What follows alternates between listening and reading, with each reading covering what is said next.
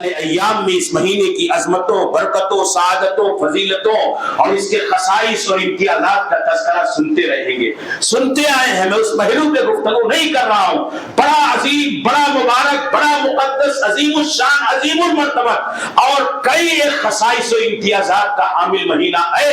تو یہ پورے ماہ رمضان اس کی ایک ایک گھڑی میں، ہاں اس کے ایک ایک لمحے میں، اس کی ایک ایک رات میں، اس کے ایک ایک دن میں ہمارے ذہن و دماغ میں اس مہینے کی عظمت کا اور قدر و منزلت کا احساس زندہ رہنا چاہیے۔ ہاں یہ دل میں بیٹھا رہنا چاہیے کہ یہ اپنے آپ میں یہ شعبان کا مہینہ نہیں ہے، یہ ذوالقعدہ کا مہینہ نہیں ہے، ہاں یہ رجب کا مہینہ نہیں ہے، یہ رمضان نزول قرآن کا مہینہ ہے، یہ رمضان اللہ کے فرض روزے کی ادائیگی کا مہینہ ہے، یہ رمضان جہنم سے آزادی کا مہینہ ہے، یہ رمضان اللہ کی رحمتوں کا مہینہ ہے، یہ رمضان ہمارے لیے نیکیوں کا موسم بہار اور آخرت کے بیلنس کو، ہاں ذخیرے کو بڑھانے کا مہینہ ہے۔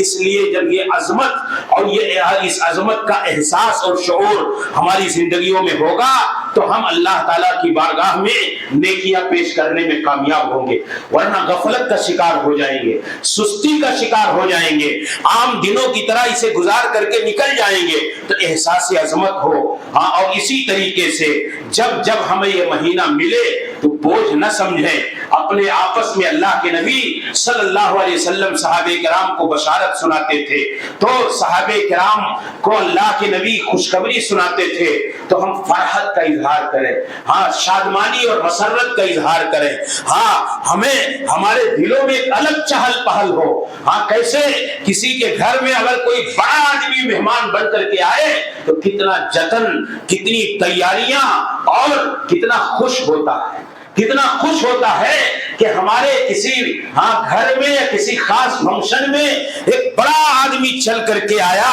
ایسے رمضان کا جب مہینہ آتا ہے تو یہ عظیم مہمان ہے دینی اعتبار سے، اس عظیم مہمان کا خوشی کے ساتھ، خوش دلی کے ساتھ، فرحت اور مسرت و شادمانی کے ساتھ استقبال کرنا یہ ہماری دینی ذمہ داری ہے۔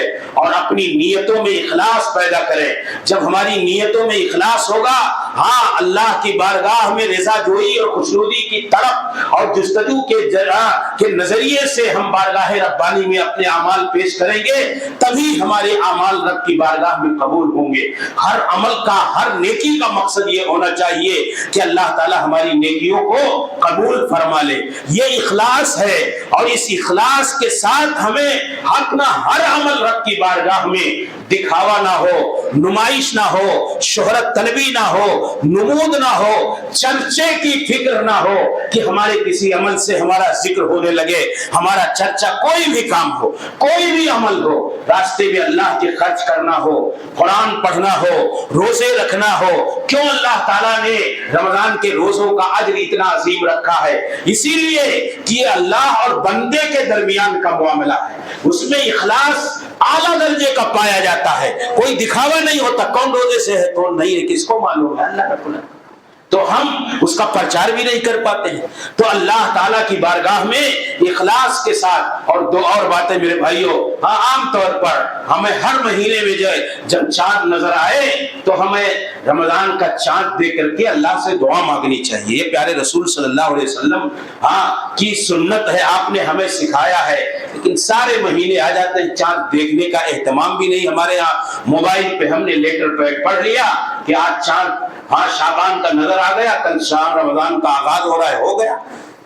اللہ تعالیٰ نے رسول گرامی صلی اللہ علیہ وسلم سے ہمیں یہ بات سکھلائی ہے کہ اہتمام کیا جائے ہر مہینے کا، خاص طور سے صرف اگر کسی مہینے کا اہتمام ہوتا ہے تو کس کا؟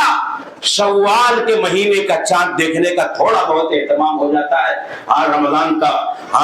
رمضان کا مہینہ ختم کرنا ہے اور کل عید کی خوشیاں منانی ہے، اس لیے ہم اس کا تھوڑا بہت اہتمام کر لیتے ہیں۔ لیکن رمضان کا چاند دیکھنے کے یہاں ہمارے لیے کوئی اہتمام نہیں۔ کوشش کریں اور دعا پڑھیں کہ اللہ تعالیٰ سے اللہم احلہ علینا بالیمن والایمان والسلامت والاسلام ربی وربک اللہ، کہ اللہ ہاں اس مہینے کے اس چاند کو ہمارے لیے امن و سلامتی کا پیغمبر بنا دے، ہمارے لیے برکتوں کا ذریعہ بنا دے۔ کتنی جامع دعا ہاں اللہ تعالیٰ نے رسول گرامی صلی اللہ علیہ وسلم کی زبان رسالت مال سے ہمیں سمجھائی۔ تو یہ دعا مانگیں اور یہ اقرار کریں کہ اللہ یہ تیری عظیم نشانی چاند، اس کا بھی تو رب ہے، ہمارا بھی رب ہے۔ بار بار بندہ اللہ تعالیٰ کی ربوبیت کا اعلان کرے، یہ اللہ تعالیٰ نے ہمیں تربیت دی ہے۔ اور اسی طریقے سے میرے